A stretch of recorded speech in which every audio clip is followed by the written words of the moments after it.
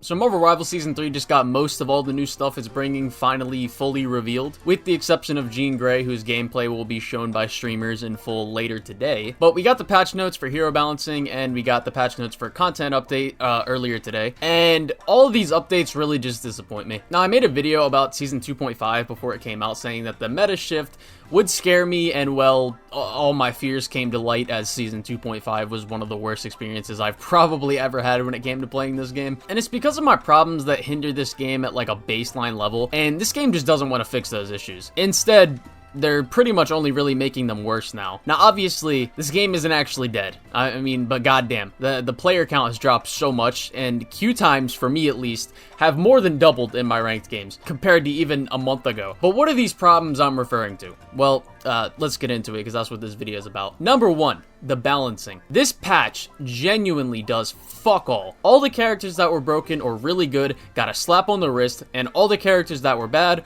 or, you know, weaker are still going to be bad or weaker characters. Iron Man, he does 5 less damage with his repulsor blast. Whoop-de-doo. The only meaningful thing here, I think, is that his ults was like, you know, nerfed a little bit, his ult charge, but even still, the character does so much damage that it's just like, it's still gonna come really quick. Pause. Punisher, he does 2 less damage on his turret and gets 300 more ult charge. This is nothing. This is literally a nothing burger of a change. Winter Soldier is getting another buff. Why? I really don't understand. Human Torch is basically untouched. He's getting a 5% damage boost, and he's losing barely any damage for his ult and one of his abilities. So this is actually overall a buff for Human Torch. And Namor, a character who is already really good, is getting a buff, which is gonna make him even, like, he's actually gonna be like Pickman, I feel like. And Loki, wow, he has 300, he needs 300 more energy. Like, this is nothing. These changes are nothing.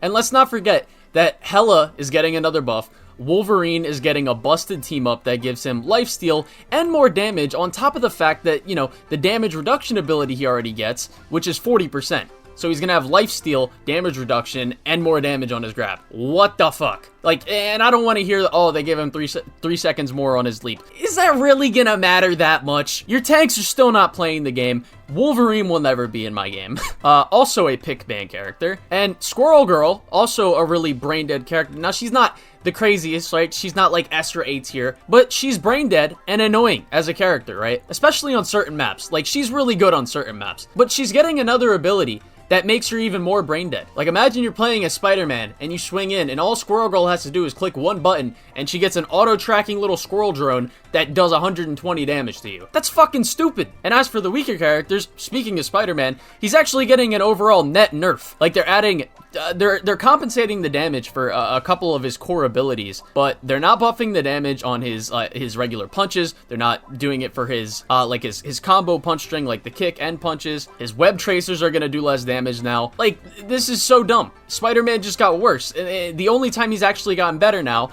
is if he has the Human Torch team up. But Spider-Man and Human Torch don't even really synergize well with each other as teammates. So it's just like, I don't know why. Like, why? Scarlet Witch, her ults is still garbage. It's still ass. Her as a character still, even without the Strange team up, just absolute buns. And guess what? Thing is also getting buffed this season, which I think is a positive for the characters, but this also means that Dive is even more dead than it already was in the season we're currently in right now. Like, they did genuinely nothing to meaningfully let players counter multiple flyer compositions in the game. Within Ultron, they basically said, hey, you better run that shit too. Now, that criticism is assuming everybody in the lobby is around the same skill level, but that's another problem we'll talk about and we'll get to in a second. But if you, like, even if you run Punisher and Hela, who are the best counters to the flying meta, it's still really hard to kill Iron Man, Storm, Human Torch, and or Ultron when they have 3 supports backing them up. Like, there have been times where I'm playing Hela or Punisher or Star-Lord where I'm genuinely hitting, like,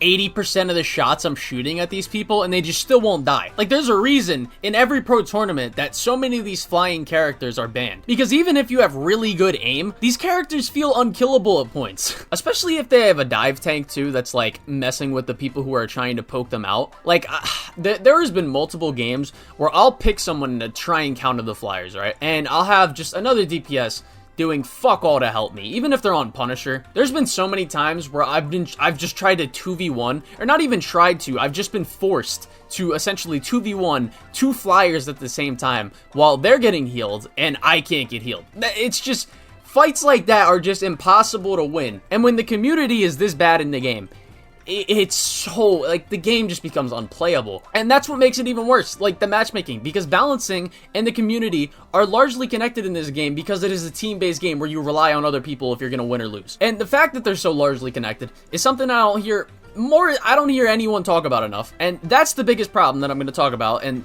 you know, problem 2, the matchmaking. It still sucks. Listen, I am by no means breaking any new ground by pointing out that every time you queue in this game, it's a dice roll on whether or not the lobotomites will be on your team or the other team. Rarely in this game will you ever get a match that is like actually close. And I am by no means a perfect player. I make mistakes in every game I play, just like any other player. And sometimes I make a couple big mistakes in a game and lose for it, right? But this season, I genuinely stopped caring what my rank is. Like, genuinely, I just can't bring myself to care anymore. And the reason for this was that about a week and a half ago, I went on a 13-game losing streak. This made me drop from being almost eternity all the way down to GM1. And no joke, it didn't matter what I did. It didn't matter what I said. It didn't matter if literally God himself took over my body and started playing the game. These games were genuinely just unwinnable. Like, in all 13 of these games, I got 3 things. There was either A, someone throwing before the game even started, B, someone disconnecting from the match, whether it be to throw or just because their game crashed. Like, I literally had someone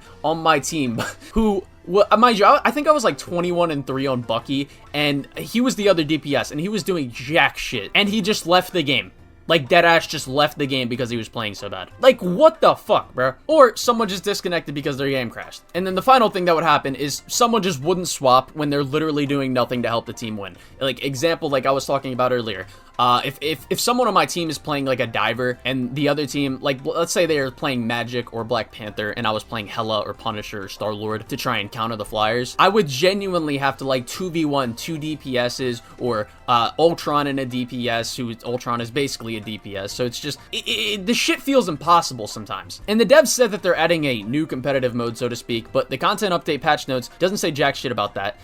They said in their dev vision that they're going to talk about it a little bit later. I don't know what the hell they mean by that. Maybe that new mode will fix some of these problems, but I highly doubt it. Anyways, there needs to be a fix to these problems, because, mind you, I do still think this game's gameplay is still really good. It's flawed, but still really good, still really fun. But the problem is that the worst parts of this game's design are made even worse by the community who plays it. There needs to be systems in place that minimize this kind of behavior and also fix the problems with people not swapping. But how do you do this? Well, there's multiple solutions that the devs still haven't used for these problems. And I feel like they're really easy to implement and they just don't do it. 1, you should not lose elo if someone on your team disconnects in the middle of a game. And on the flip side, you should also not lose elo if your game crashes. And don't tell me that it's not possible for them to implement something like that, because you can literally send crash reports to NetEase when your game crashes to help them fix issues that occur so that they can fix them in later updates. So you cannot convince me that there's no system in place that they can make that can detect, hey, this guy's game crashed. And on top of that,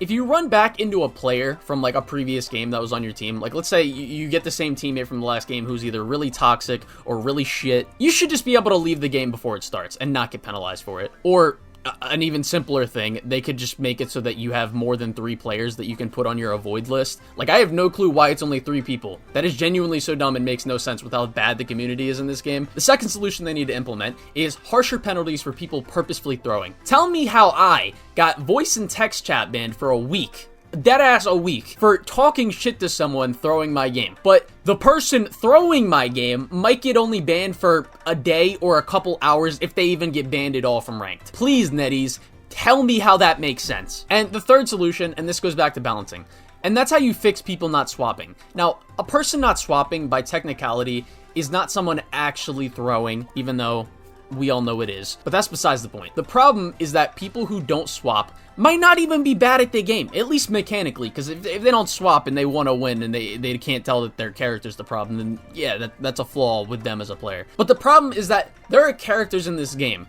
that are just so fucking bad compared to the meta, or get countered so fucking hard by other characters that it makes the people who aren't willing to swap off the characters that are either getting countered or characters that are just really bad absolutely useless to your team. Like during my last 50 games probably on Rivals, I have no joke probably gotten 60% of my games I've gotten a Jeff the Landshark on my team. This character is fucking dog shit. I don't even care if you have the Storm team up. That shit is not that good either. It gets countered by Psylocke ult, it gets countered by Star-Lord ult, it gets countered by Magneto ult, Iron Man ult. There's so many counters to that ult, and it's 2 ults. And unless the other team doesn't have a second defensive ult either, or unless they're absolute dog shit, it forces you to play, it forces everybody on your team to play around one person who won't swap if you even want a chance at winning. And the game just shouldn't be like this. Like, I got so demotivated at losing games to stuff that's just so out of my control that I just started playing Spider-Man. Mind you, I wasn't even that good with Spider. I mean, over the past a week or two, I feel like I've gotten really good at Spider-Man. But like, I have no joke played 14 hours of Spider-Man this season, and he's my most played hero in this season because I just gave up on trying my hardest to win. And again, I think at this point I'm pretty good at Spider-Man,